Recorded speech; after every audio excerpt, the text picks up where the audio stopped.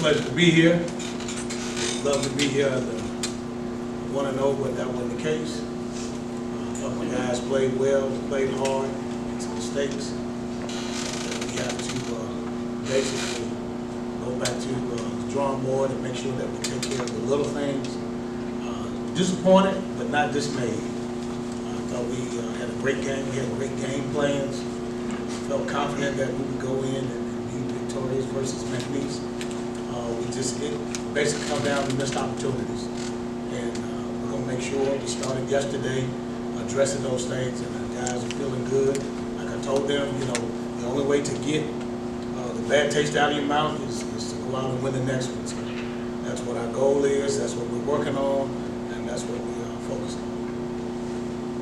Coach, after watching the tape, what impressed you? What were the good things, and what were the things you didn't like? Well, defensively, I thought we played well enough to win the football game. You know, the whole team scoreless going into the fourth quarter. That says a lot, and that's tough to do on any level. And for us to do that defensively, those guys did a great job. Now, did they do everything right? No. We still have some things we have to clean up on. But again, to play the way that we played defensively for almost the whole football game and give ourselves a chance to win, we did a good job there. Offensively, we did some good things. The thing that we can't do, we can't turn the ball over.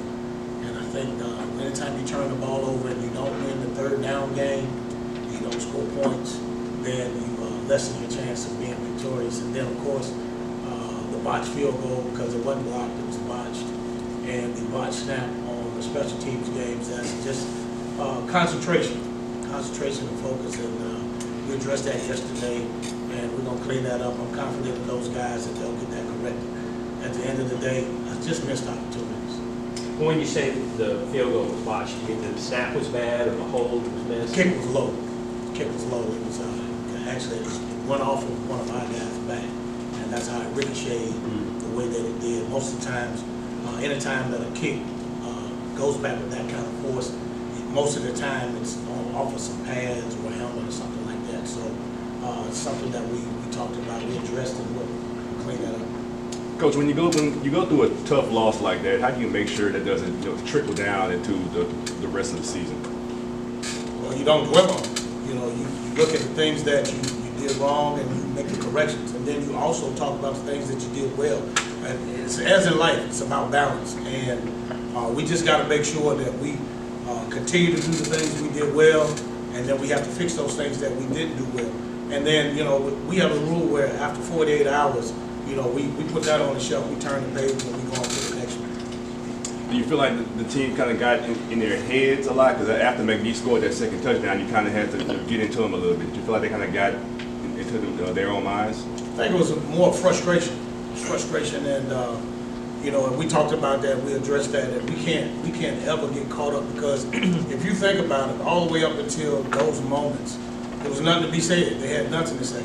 And so then all of a sudden they got a little momentum, and then they got real boisterous then. And what I tell our guys is that's why I don't tolerate it in practice.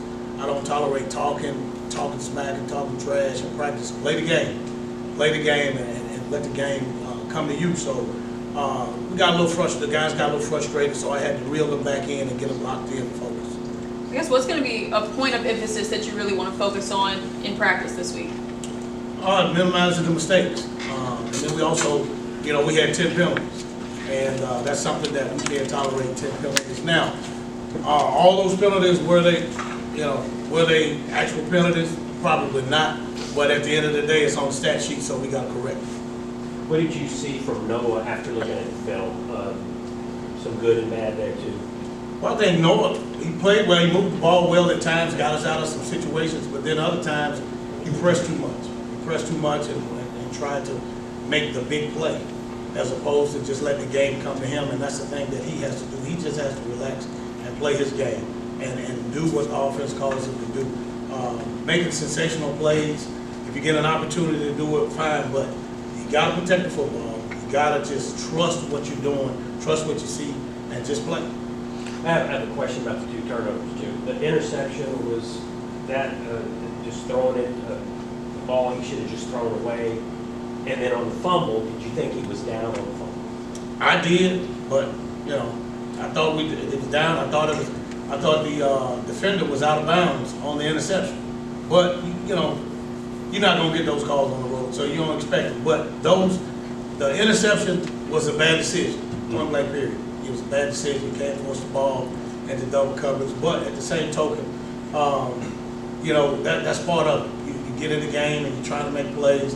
So we just got to make better decisions in that. And I think that was more critical because I think if we had scored some type of points at that point in time, I think it would have been really tough on them to come back because they were reeling and they were looking and hoping to win, and you know, gave them a little life with that. It seems like y'all rotated running backs a lot in this game. Will that be the case going forward? Yeah, we have some good running backs. We didn't start Kendrick Grimes.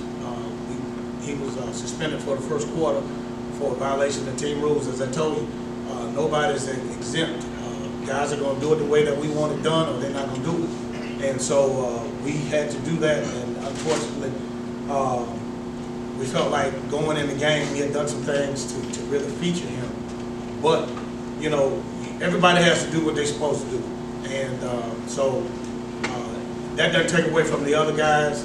I just think that it's important that guys have to understand we have rules and regulations, and we're going to be a disciplined football team, and we're going to do it the right way, because that's the only way we're going to give ourselves a chance to be successful.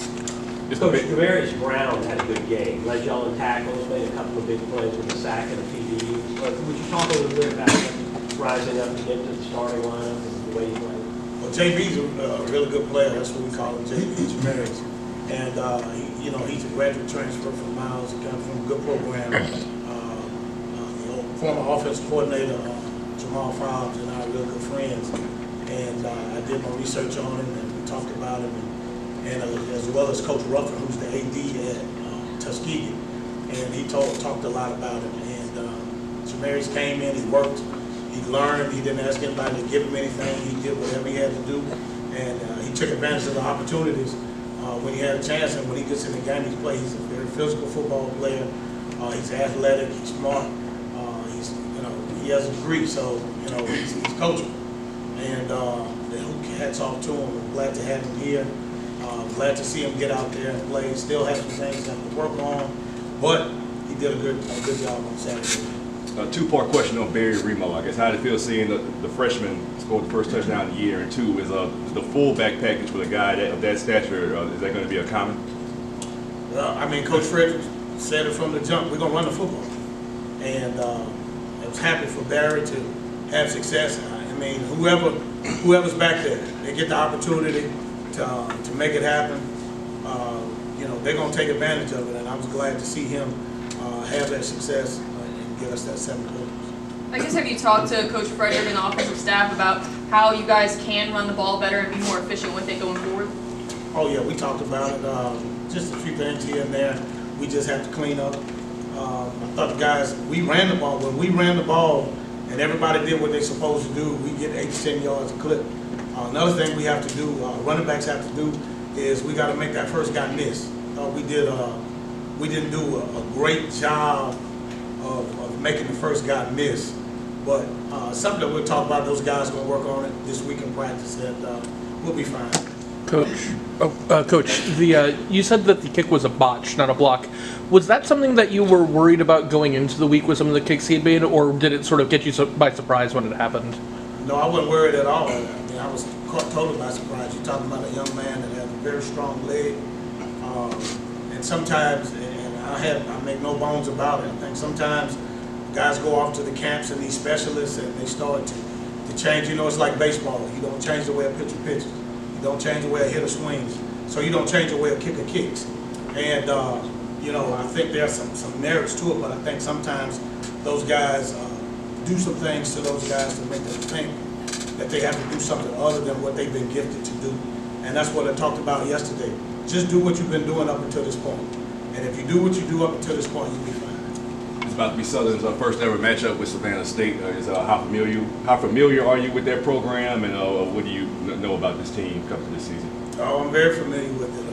Savannah State traditionally, it was a really good program under the late Coach Bill Davis. Of course, you all talked about Shannon Sharp played there. He was at Savannah State when I was at Winston-Salem State. The SIAC has some really good football. Those guys, we're not caught up into them being a Division II football program because it's a lot of talent in those Division II schools.